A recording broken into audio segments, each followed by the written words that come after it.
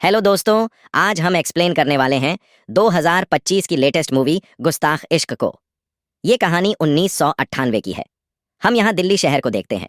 फिर देखते हैं कि फारूकी यहाँ रहमान का भाई को गंदी गंदी शायरी सुना रहा है और वो मज़े से सुन रहा है। तब हम रहमान को देखते हैं जो कि इस फिल्म का हीरो है। वो अपने पापा का आखिरी निशान उर्दू प्रिंटिंग प्रेस में पोस्टर छाप रहा होता है। फारूकी अपना गंदी शायरी की किताब छोटे को ज़्यादा रेट में बेच रहा था, लेकिन रहमान मना कर रहा था क्योंकि ऐसे किताब बाजार में 10-10 रुपए में मिल जाता है। प्रिंटिंग प्रेस अच्छे से नहीं चल रहा था, इसीलिए छोटे फारूकी को लाया था ताकि उसके शायरी को छाप के इस प्रेस को बचा ले। फारूकी को भगा देते हैं। तभी रहमान का माँ आ जाती है। फारूकी जाते जाते उसके माँ को ये कह जाता है कि इस प्रेस को अजीज ही छापेगा। ये नाम सुन के रहमान को अजीब लगा। अपने माँ से पूछने पर वो कुछ नहीं बताई, इसलिए रहमान अपने पापा का कॉलेज का दोस्त खलीजा से पूछता है, ये अजीज कौन है? खलीजा बोलती है कि अजीज बहुत ज्यादा फेमस शायर हुआ करता था। सभी उसकी शायरी और मसायरों के दीवाने थे। फिर अचानक से उसने सब कुछ छोड़ दिया, शायरी लिखना भी और सुनाना भी। अजीज बिल्कुल गायब हो गया। किसी का फ़ोन भी नहीं उठाता है वो। अभी वो कहाँ है किसी को नहीं पता। इतना बोल के अजीज़ का कुछ शायरी और नंबर रहमान को दे देता है। रहमान वो शायरी अपने एक दोस्त को सुनाता है। उसका दोस्त को पसंद आता है और आइडिया देता है कि ये शायरी तेरा प्रेस बचा सकता है। फिर यहाँ देखते हैं कि घर में छोटे टेंशन में है। खाना अच्छा नहीं बना, इसीलिए अपने माँ को डांटती है। रहमान आता है तो बिजली का बिल नहीं दिया बोल के डांटती है। वो तो गंदी शायरी छापना ही सोच रहा था, लेकिन रहमान को एक आइडिया मिल गया था कि अजीज़ जैसे शायरी लिख के छापना है।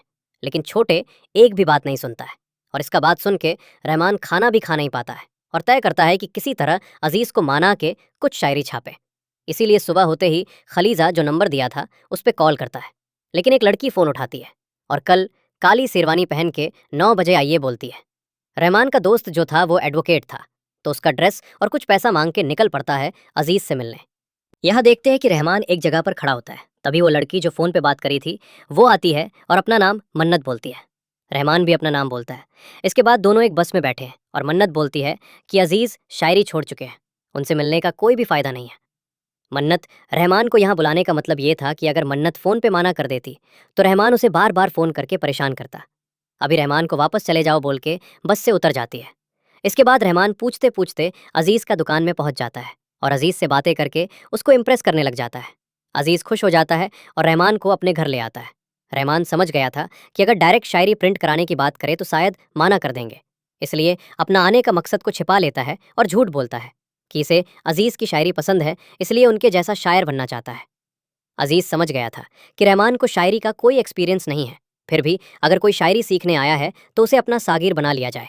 तभी मन्नत घर आती है और रहमान मन्नत को देख के डर रहा होता है, क्योंकि अगर मन्नत अजीज़ को बोल देगी तो अजीज़ रहमान को भगा देगा।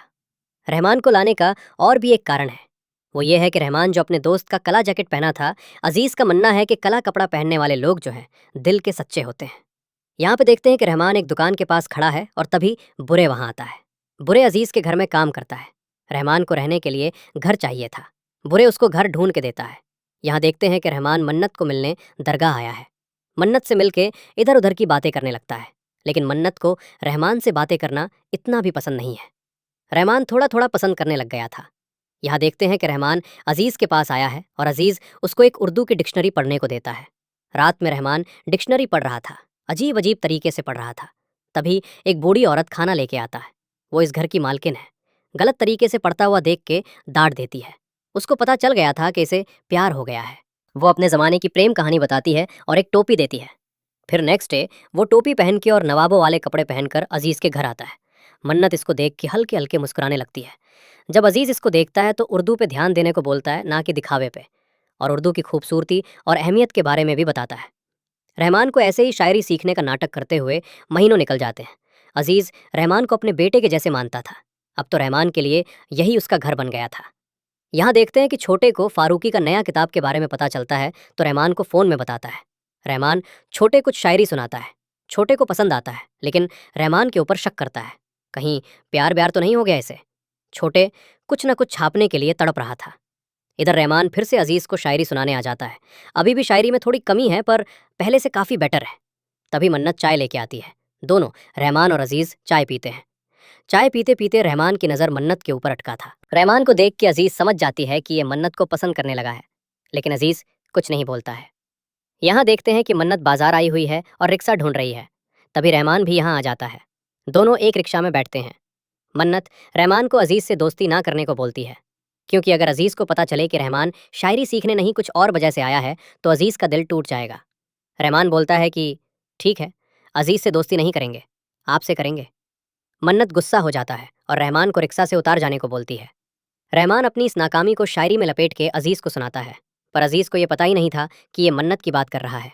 लेकिन ये पता चल गया था कि रहमान किसी लड़की की बात बोल रहा है। रहमान को पूछता है कि उस लड़की का फ़ोटो है क्या, तो रहमान नहीं है बोलता है। अजीज़ अपना कैमरा रहमान को देता है। रहमान उस कैमरा को लेके एक दुकान के पास खड़ा होकर मन्नत का फ़ोटो ले रहा होता है। तभी देखता है कि एक आदमी मन्नत को परेशान कर रहा है। रहमान उस आदमी को पीटना स्टार्ट कर देता है।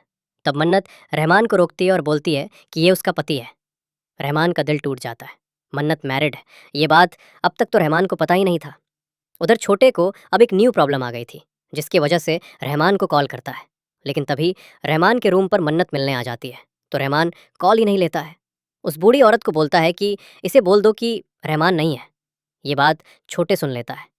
रहमान मन्नत को अपने रूम पर देखकर बहुत खुश था। मन्नत बताती है कि उसका डिवोर्स हो चुका है। ये कल के लिए रहमान को थैंक यू बोलने आई थी। तब रहमान उसे बातों बातों में प्रपोज कर देती है। तब मन्नत भी रहमान का बातों में पिघल जाती है और उसको एक चांस देती है। फिर दोनों का मिलना जुलना शुरू हो जाता है। दोनों में नज़दीकियाँ भी आ गई है। रहमान अपने भाई को बिल्कुल इग्नोर कर दिया था। कुछ मंथ्स और बीतने के बाद रहमान की शायरी भी गहरी हो गई थी। अजीज़ ने खुश होकर रहमान को अपना पेन भी गिफ्ट कर दिया था। अब तक अजीज़ रहमान और मन्नत की क्लोजनेस को भी समझ गया था। फिर एक दिन अचानक से अजीज़ की आंखों की रोशनी चली जाती है। कुछ भी दिखाई नहीं दे रहा था। मन्नत रहमान को फ़ोन करके बोल देती है। रहमान भी आ रहा हूँ बोल के फ़ोन कट कर देती है। तभी छोटे भी वहाँ पहुँच जाता है और माँ को दिल का दौरा पड़ा है बोल के वहाँ से ले जाता है। जाते वक्त मन्नत को फ़ोन करता है, लेकिन वो तब तक घर से निकल चुकी होती है। घर जाते वक्त छोटे रहमान के बुक में मन्नत की फ़ोटो देख लेता है। घर आते ही देखता है कि माँ तो ठीक है। छोटे उसे झूठ बोलकर वापस लाया है, क्योंकि छोटे को घर और नहीं संभाल पा रहा था। छोटे ने प्रिंटिंग प्रेस को बंद करके किराए पर देने को सोच रहा है। रहमान समझाने का कोशिश करता है, लेकिन छोटे को लग रहा था कि रहमान बस लड़की के लिए वहाँ रुका हुआ है। इधर देखते हैं कि अजीज़ का आंखों का ऑपरेशन हो चुका है और वो देख पा रहा है। मन्नत खुश होता है, लेकिन रहमान पास ना होने का गम भी होता है। इधर देखते हैं कि रहमान मन्नत को फ़ोन तो करता है, लेकिन कुछ बोल नहीं पाता है। दूर होके दोनों एक दूसरे के बहत याद करते हैं। इधर प्रेस में किराएदार भी आके जल्दी सामान हटाने को बोलते हैं। फिर से एक दिन रहमान को अजीज़ के पास जाते देखकर उसका माँ अजीज़ का पास्ट बताती है। अजीज़ और रहमान के पापा बेस्ट फ्रेंड थे। अजीज़ की एक मंगेतर भी थी, अमृता। अजीज़ के चाहने वाले तब इतने थे कि वो अपनी मंगेतर पर ध्यान ही नहीं दिया। अमृता प्रेग्नेंट थी और अजीज़ दूसरी लड़कियों के साथ बिजी था।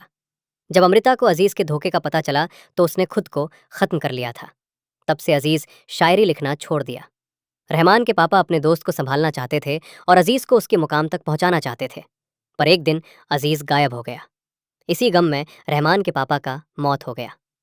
ये सुनने के बाद निकल पड़ता है अजीज़ से मिलने। अजीज़ अपने दुकान पे था, तभी रहमान वहाँ पहुँचता है। अजीज़ बेहद खुश हो जाता है। बातों बातों में रहमान अजीज़ को एक ऑफ़र दे के बोलता है कि दिल्ली का एक आदमी आपका फ़ैन है, वो आपका शायरी छापना चाहता है और एक घड़ी गिफ्ट दिया है बोल के एक घड़ी अजीज़ को दिखाता है। अजीज़ माना कर देता है और घर चलो बोल के निकल जाता है। यहाँ पे देखते हैं कि छोटे घर आता है और अपने माँ से स्कूटर कहाँ है पूछता है। माँ बोलती है कि रहमान लेके गया है अजीज़ से मिलने। छोटे गुस्सा होके बोलता है कि वो अजीज़ से नहीं उसके लड़की से मिलने गया है। यहाँ पे देखते हैं कि मन्नत रहमान से नाराज़ है, लेकिन रहमान उसे मना लेता है और उसे भी बोलता है कि दिल्ली में एक प्रिंट वाले से मिलके शायरी छापने के लिए मना लिया है। पहले तो मन्नत नहीं मानती, बाद में रहमान ये बोल के मनाता है कि क्या अजीज़ को मशहूर होना नहीं देखना चाहते हो। ये दोनों अजीज़ को मनाते हैं, पर अजीज़ को मशहूर ही नहीं होना है, इसको अपनी शायरी नहीं बेचनी है। अजीज़ रेडी ही नहीं होता। यहाँ पे देखते हैं कि रहमान अजीज़ से मिलने आया है और अजीज़ शराब पी रहा है। बुरे को पूछने पर बुरे बोलता है कि आज के दिन ही अजीज़ अपने पत्नी से मिला था, इसीलिए साल में एक बार ये पिता है। नशे में अजीज़ एक तालाब के बारे में बताता है कि वहाँ सिक्का फेंकने से अपना ख्वाहिश पूरा होता है।